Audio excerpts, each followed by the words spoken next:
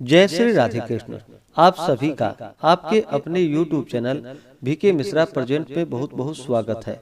आइए आज आप सब सुनेंगे माघी पूर्णिमा तिथि के दिन पूर्णिमा व्रत की कथा। हिंदू धर्म में पूर्णिमा तिथि का बड़ा ही विशेष महत्व माना गया है, खास करके माघ पूर्णिमा का, जो कि अपना विशेष महत्व होता है। वैसे ही माघ के महीने में गंगा स्नान का, दान पुण्यों के कार्य का विशेष महत्व माना गया है। वहीं पे माघ पूर्णिमा तिथि के दिन जो भक्तजन माघ महीने में स्नान नहीं कर पाते हैं, तो कम से कम अगर माघ पूर्णिमा को गंगा में स्नान करते हैं, भगवान विष्णु माता लक्ष्मी का पूजन करते हैं, भगवान शिव जी का पूजन करते हैं, इससे व्यक्ति के कई प्रकार के पापों का नाश होता है। तथा जब व्यक्ति के पापों का नाश होता है तभी उनके पुण्य उदित हो पाते हैं, उसके बाद ही सांसारिक सुखों की प्राप्ति हो पाती है। तो जो भी माघ के महीने में गंगा स्नान नहीं कर पाए हों, तो पूर्णिमा तिथि के दिन अवश्य ही गंगा में, संगम में, तीर्थों आदि जगहों पर स्नान का कार्य करना चाहिए, दान पुण्यों का कार्य करना चाहिए। इससे अनंत फलों की प्राप्ति होती है। पूर्णिमा तिथि प्रारंभ समय जो कि 23 फरवरी 2024 दिन शुक्रवार दोपहर 3:36 और पूर्णिमा तिथि की जो समाप्ति है वह 24 फरवरी 2024 दिन शनिवार को शाम 6:01 पे। पूर्णिमा का व्रत जो धारण किया जाता है, इसे चंद्रोदय व्यापिनी ली जाती है। इस कारण से जो भी खास करके पूर्णिमा का व्रत धारण करने वाले हों, वो सभी 23 फरवरी 2024 दिन शुक्रवार को पूर्णिमा का व्रत धारण करेंगे, क्योंकि इस दिन ही चंद्रोदय व्यापिनी के अनुसार समय प्राप्त हो रहा है। और जो स्नान दान का कार्य करने वाले हैं, वो सभी 24 फरवरी 2024 दिन शनिवार को स्नान दान का कार्य करेंगे। और व्रत की पूर्णिमा जो कि 23 फरवरी को है, 23 और 24 फरवरी को ब्रह्म मुहूर्त का जो समय होगा, वह समय सुबह 5:12 से सुबह 6:02 तक होगा। इस दौरान गंगा में स्नान दान का कार्य करना चाहिए, इससे अनंत फलों की प्राप्ति होती है। और 23 फरवरी को जो चंद्रोदय का समय है, वह समय शाम 5 बजे है। इसके बाद जो कि चंद्रमा को आप अर्घ्य दे करके भगवान का पूरे विधि विधान के साथ पूजन करें तो लाभकारी होगा। पूर्णिमा तिथि के दिन जो कि इस दिन गंगा में स्नान करना, दान पुण्यों के कार्य करने का, भगवान विष्णु माता लक्ष्मी का पूजन, भगवान सत्यनारायण का पूजन, कथा श्रवण, भगवान शिव जी का पूजन आदि करना चाहिए। और जो भी भक्तजन पूर्णिमा का व्रत धारण करने वाले हैं, उन्हें शाम को चंद्रोदय होने पर चंद्र देवता को जो कि कच्चे दूध का या जल का अर्घ्य प्रदान करके गंध पुष्प धूप दीप आदि से पूजा करनी चाहिए। इससे पुण्य फलों की प्राप्ति होती है। पूर्णिमा तिथि के दिन चंद्रमा अपने पूर्ण रूप में होते हैं और अपना कृपा बरसाते हैं। चंद्रमा मन के कारक माने जाते हैं, इस कारण से इस दिन शुद्ध और सात्विकता का पालन करना चाहिए। पूर्णिमा तिथि के दिन ब्रह्मचर्य का पालन करना चाहिए। इस दिन तामसिक वस्तुओं का, नशीले पदार्थों का सेवन नहीं करना चाहिए। जहाँ तक हो सके माघ पूर्णिमा तिथि के दिन इस दिन गुड़, तिल, कंबल, उपाहन आदि का दान करना चाहिए। आप अपने सामर्थ्य के अनुसार चाहें तो गौ, भूमि, स्वर्ण आदि का दान करें तो यह अनंत फलदायी होता है। इस दिन ब्राह्मणों को भोजन करवाना चाहिए, ब्राह्मणों को दान और दक्षिणा देनी चाहिए, गरीबों को भोजन करवानी चाहिए, अन्न वस्त्र जो भी आपसे बन सके उन्हें प्रदान करनी चाहिए।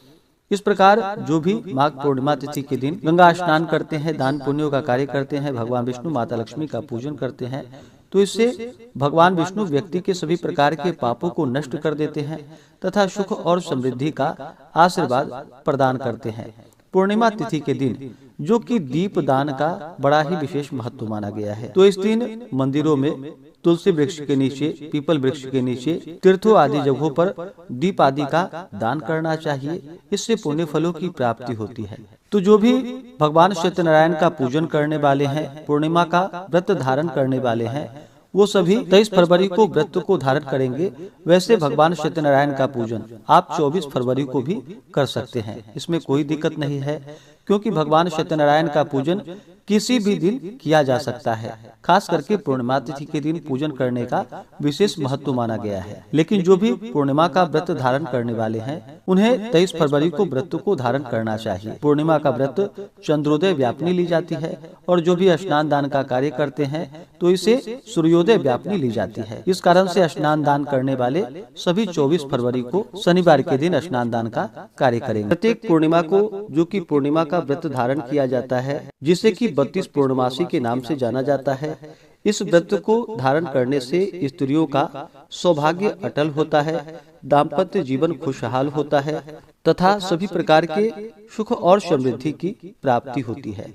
तो आइए सुनते हैं माघी पूर्णिमा 32 पूर्णमासी व्रत की कथा।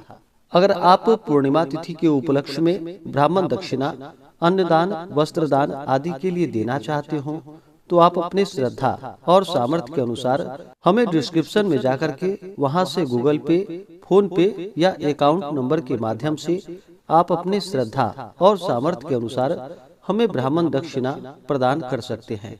तो आइए सुनते हैं 32 पूर्णमासी व्रत की कथा। तो बोलिए प्रेम से भगवान विष्णु की जय, माता लक्ष्मी की जय, भगवान भोलेनाथ की जय, माता पार्वती की जय, भगवान श्री कृष्ण की जय, सर्वदेवी देवता की जय। बहुत समय पहले की बात है। एक बार मैया यशोदा ने भगवान श्री कृष्ण से पूछा कि हे कृष्ण, तुम सारे संसार के उत्पन्न करता, पोषक तथा उसके संहार करता हो। आज कोई ऐसा व्रत मुझे कहो जिसके करने से मृत्यु लोक में स्त्रियों को विधवा होने का भय न रहे तथा यह व्रत सभी मनुष्यों की मनोकामनाएं पूर्ण करने वाला हो। तब भगवान श्री कृष्ण कहने लगे कि हे माता, आपने बड़ा ही सुंदर प्रश्न किया है। मैं आपसे ऐसे ही व्रत को सविस्तार कहूँगा। सौभाग्य की प्राप्ति के लिए स्त्रियों को 32 पूर्णमासियों का व्रत करना चाहिए। इस व्रत के करने से स्त्रियों को सौभाग्य संपत्ति मिलती है। यह व्रत अचल सौभाग्य को देने वाली एवं भगवान शिव के प्रति मनुष्य मात्र की भक्ति को बढ़ाने वाला है। यशोदा माता ने कहा कि हे कृष्ण, सर्वप्रथम इस व्रत को मृत्यु लोक में किसने किया था, इसके विषय में मुझे सविस्तार कहो। भगवान श्री कृष्ण कहने लगे कि इस भूमंडल पर एक अत्यंत प्रसिद्ध राजा, जो कि चंद्रहास नाम से पालित अनेक प्रकार के रत्नों से परिपूर्ण कातिका नाम की एक नगरी थी। वहाँ पर धनेश्वर नाम का एक ब्राह्मण रहता था और उसकी स्त्री अति सुशीला रूपवती थी। दोनों ही उस नगरी में बड़े ही प्रेम के साथ रहते थे। घर में धन धान्य आदि किसी भी वस्तु की कोई कमी नहीं थी। उनको एक बड़ा सा दुख था कि उनके पास उनकी कोई संतान नहीं थी। इस दुख से वह अत्यंत दुखी रहते थे। एक समय एक बड़ा तपस्वी योगी उस नगरी में आया। वह योगी उस ब्राह्मण के घर को छोड़कर अन्य सब घरों से भिक्षा लाकर भोजन किया करता था। रूपवती से वह भिक्षा नहीं लिया करता था। उस योगी ने एक दिन रूपवती से भिक्षा न लेकर किसी अन्य घर से भिक्षा लेकर गंगा किनारे जाकर भिक्षान्न को प्रेम पूर्वक खा रहा था कि धनेश्वर ने योगी का यह सब कार्य किसी प्रकार से देख लिया। अपने भिक्षा के अनादर से दुखी होकर धनेश्वर योगी से बोला कि हे महात्मन, आप सब घरों से भिक्षा लेते हैं परंतु मेरे घर की भिक्षा कभी भी नहीं लेते, इसका क्या कारण है? योगी ने कहा कि निसंतान के घर की भीख पतितों के अन्न के तुल्य होती है और जो पतितों का अन्न खाता है वह भी पतित हो जाता है। क्योंकि तुम निसंतान हो, अतः पतित हो जाने के भय से मैं तुम्हारे घर की भिक्षा नहीं लेता हूँ। धनेश्वर यह बात सुनकर अपने मन में बहुत दुखी हुआ और हाथ जोड़कर योगी के पैरों में गिर पड़ा तथा अंतर्भाव से कहने लगा कि हे महाराज, यदि ऐसा है तो आप मुझको पुत्र प्राप्ति का उपाय बतलाइए। आप सर्वज्ञ हैं, मुझ पर अवश्य ही कृपा कीजिए। धन की मेरे घर में कोई कमी नहीं, परंतु मैं पुत्र न होने के कारण अत्यंत दुखी हूँ। आप मेरे इस दुख का हरण करें।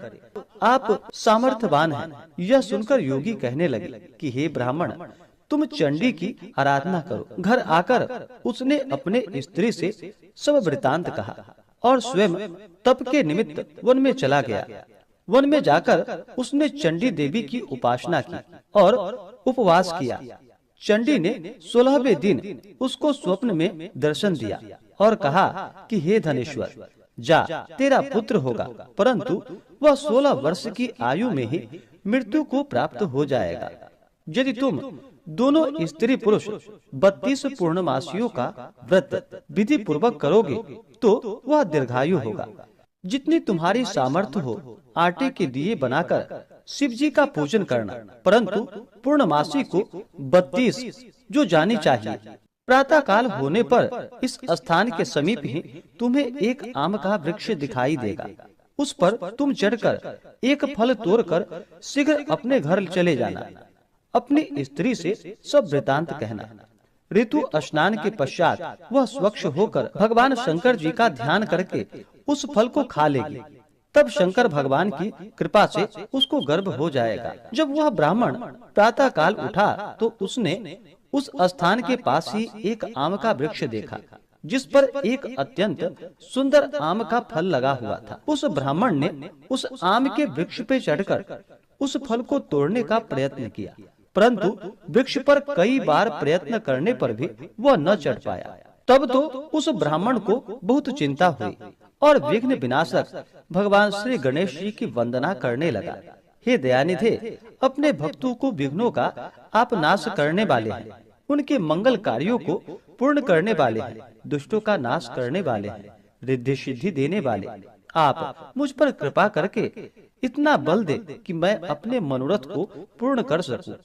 इस प्रकार गणेश जी की प्रार्थना करने पर उनकी कृपा से धनेश्वर वृक्ष पर चढ़ गया और उसने एक अति सुंदर आम का फल देखा। उसने विचार किया कि जो वरदान से फल मिला है वह यह है और कोई फल दिखाई नहीं देता। उस धनेश्वर ब्राह्मण ने जल्दी से उस फल को तोड़कर अपनी स्त्री को लाकर दे दिया और उसकी स्त्री ने अपनी पति के कथा के अनुसार उस फल को खा लिया और वह गर्भवती हो गई। देवी जी की असीम कृपा से उसे एक अत्यंत सुंदर पुत्र उत्पन्न हुआ, जिसका नाम उन्होंने देवी दास रखा। माता पिता के हर्ष और शोक के साथ साथ वह बालक शुक्ल पक्ष के चंद्रमा की भांति अपने पिता के घर में बढ़ने लगा। भवानी की कृपा से वह बालक बहुत ही सुंदर, सुशील और विद्या पढ़ने में बहुत ही निपुण हो गया। दुर्गा जी की आज्ञा अनुसार उसकी माता ने 32 पूर्णमासी का व्रत रखना प्रारंभ कर दिया, जिससे उसका पुत्र बड़ी आयु वाला हो जाए। 16वां वर्ष लगते ही देवीदास के माता पिता को बड़ी चिंता हो गई कि कहीं उसके पुत्र की इस वर्ष मृत्यु ना हो जाए। इसलिए उन्होंने अपने मन में विचार किया कि यदि यह दुर्घटना उसके सामने हो गई तो वह कैसे सहन करेगा। अस्तु उन्होंने देवीदास के मामा को बुलवाया और कहा कि हमारी इच्छा है कि देवीदास 1 वर्ष तक काशी में जाकर विद्या अध्ययन करे और उसको अकेला भी नहीं छोड़ना चाहिए। इसलिए साथ में तुम चले जाओ और 1 वर्ष के पश्चात इसको वापस लौटा लाना। सब प्रबंध करके उसके माता पिता ने काशी जाने के लिए देवीदास को एक घोड़े पर बैठाकर उसके मामा को उसके साथ भेज दिया। किंतु यह बात उसके मामा या किसी और को कहीं पता नहीं थी। धनेश्वर ने सपत्नीक अपने पुत्र की मंगल कामना तथा दीर्घायु के लिए भगवती दुर्गा की आराधना और पूर्णमासियों का व्रत करना आरंभ कर दिया। इस प्रकार बराबर 32 पूर्णमासी का व्रत पूर्ण किया। कुछ समय के पश्चात एक दिन वह दोनों मामा और भांजा मार्ग में रात्रि बिताने के लिए किसी ग्राम में ठहरे हुए थे। उस दिन उस गांव में एक ब्राह्मण की अत्यंत सुंदर, सुशील, विदुषी और गुणवती कन्या का विवाह होने वाला था। जिस धर्मशाला के अंदर वर और उसकी बारात ठहरी हुई थी, उसी धर्मशाला में देवीदास और उसके मामा भी ठहरे हुए थे। संयोगवश कन्या को तेल आदि चढ़ाकर मंडप आदि का कृत्य किया गया तो लग्न के समय वर को धनुवार्त हो गया। अस्तु वर के पिता ने अपने कुटुंबियों से परामर्श करके निश्चय किया कि वह देवीदास मेरे पुत्र जैसा ही सुंदर है, मैं इसके साथ ही लग्न करा दूं और बाद में विवाह के अन्य कार्य मेरे लड़के के साथ हो जाएगा। यह सोचकर देवीदास के मामा से जाकर बोला कि तुम थोड़ी देर के लिए अपने भांजे को हमें दे दो, जिससे विवाह के लग्न का सब कार्य सुचारू रूप से हो सके। तब उसका मामा कहने लगा कि जो कुछ भी मधुपर्क आदि कन्यादान के समय वर को मिले वह सब हमें दे दिया जाए, तो मेरा भांजा इस बारात का दुल्हा बन जाएगा। यह बात वर के पिता ने स्वीकार कर ली। उसने अपने भांजा को वर बनने को भेज दिया और उसके साथ वह विवाह कार्य रात्रि में विधि पूर्वक संपन्न हो गया। पत्नी के साथ वह भोजन न कर सका और अपने मन में सोचने लगा, न जाने यह कैसे स्त्री होगी। वह एकांत में इसी सोच में गर्म निश्वास छोड़ने लगा। तब उसकी आंखों में आंसू भी आ गए। तब वधू ने पूछा कि क्या बात है, आप इतने उदास व दुखी क्यों हो रहे हैं? तब उसने सब बातें जो वर के पिता व उसके मामा में हुई थी उसको बतला दी। तब कन्या कहने लगी कि यह ब्रह्म विवाह के विपरीत हो कैसे सकता है? देव, ब्राह्मण और अग्नि के सामने मैंने आपको ही अपना पति बनाया है, इसलिए आप ही मेरे पति हैं। मैं आपकी ही पत्नी रहूंगी, किसी अन्य की कदापि नहीं। तब देवीदास ने कहा कि ऐसा मत करिए, क्योंकि मेरी आयु बहुत थोड़ी है। मेरे पश्चात आपकी क्या गति होगी, इस बातों को अच्छी तरह विचार लो। परंतु वह दृढ़ विचार वाली थी। बोली कि जो आपकी गति होगी वही मेरी गति होगी। हे स्वामी, आप उठिए और भोजन करिए, आप निश्चय ही भूखे होंगे। इसके बाद देवीदास और उसकी पत्नी दोनों ने भोजन किया तथा शेष रात्रि वे सोते रहे। प्रातः काल देवीदास ने अपने पत्नी को 3 नगों से जड़ी हुई एक अंगूठी दी, एक रुमाल दिया और बोला कि हे प्रिय, इसे ले लो और संकेत समझकर स्थिर चित्त हो जाओ। मेरा मरण और जीवन जानने के लिए एक पुष्प वाटिका बना लो, उसमें सुगंधी वाले एक नव मल्लिका लगा लो, उसको प्रतिदिन जल से सींचा करो और आनंद के साथ खेलो कूदो तथा उत्सव मनाओ। जिस समय और जिस दिन मेरा प्राणांत होगा ये फूल सूख जाएंगे और जब ये फिर हरे हो जाएं, तो जान लेना कि मैं जीवित हूँ। यह बात निश्चय करके समझ लेना, इसमें कोई संशय नहीं। यह समझाकर वह चला गया। प्रातः काल होते ही वहाँ पर गाजे बाजे बजने लगे और जिस समय विवाह के कार्य समाप्त करने के लिए वर तथा सब बाराती मंडप में आए, तो कन्या ने वर को भली प्रकार से देखकर अपने पिता से कहा कि यह मेरा पति नहीं है, मेरा पति वही है जिसके साथ रात्रि में मेरा पानी ग्रहण हुआ था। इसके साथ मेरा विवाह नहीं हुआ। यदि यह वही है तो बताए कि मैंने इसको क्या दिया। मधुपर्क और कन्यादान के समय जो मैंने भूषणादि दिए थे उन्हें दिखाए तथा रात में मैंने क्या गुप्त बातें कही थी वह सुनाए। पिता ने उसके कथानुसार वर को बुलवाया। कन्या की यह बातें सुनकर वह कहने लगा कि मैं कुछ नहीं जानता। इसके पश्चात लज्जित होकर वह अपना सा मुंह लेकर वहाँ से चला गया और सारी बारात भी अपमानित होकर वहाँ से लौट गई। भगवान श्री कृष्ण बोले कि हे माता, इस प्रकार देवीदास काशी विद्या अध्ययन के लिए चला गया। जब कुछ समय बीत गया तो काल से प्रेरित होकर एक सर्प रात्रि के समय उसको डसने के लिए वहाँ पर आया। उस विषधर के प्रभाव से उसके शयन का स्थान चारों ओर से विष की ज्वाला से विषैली हो गई, परंतु वृत्रराज के प्रभाव से उसको काट नहीं पाया, क्योंकि पहले ही उसकी माता ने 32 पूर्णमासी का व्रत कर रखा था।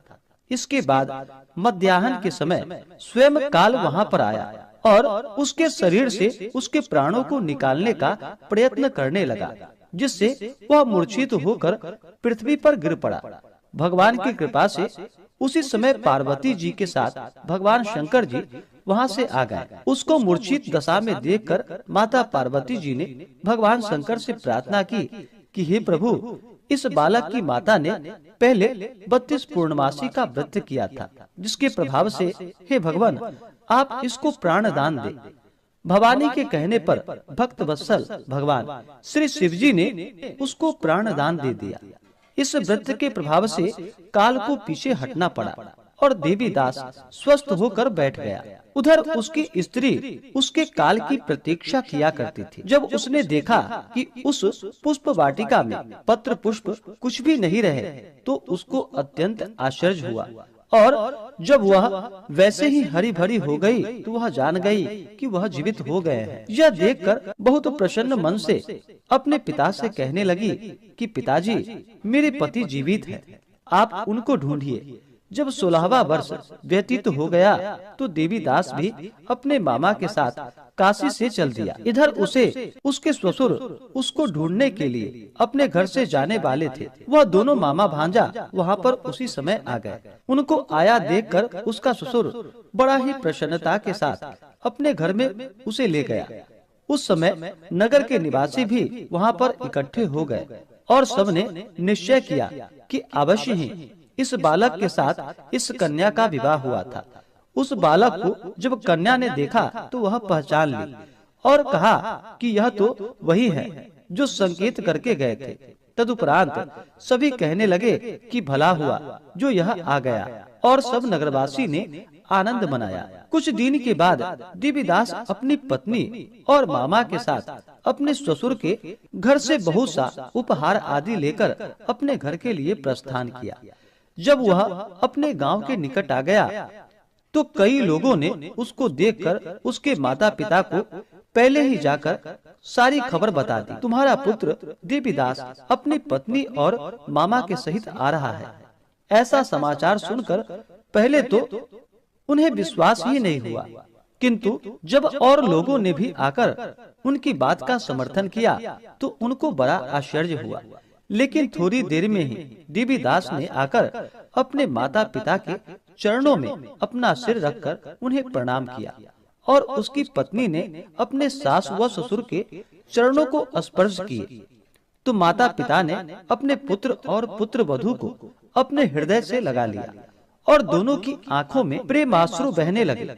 अपने पुत्र और पुत्र वधू के आने की खुशी में धनेश्वर ने बड़ी भारी उत्सव किया और ब्राह्मणों को भी बहुत सी दान और दक्षिणा देकर ब्राह्मणों को संतुष्ट व उन्हें प्रसन्न किया। भगवान श्री कृष्ण जी कहने लगे कि इस प्रकार धनेश्वर 32 पूर्णमासियों के व्रत के प्रभाव से पुत्रवान हो गया।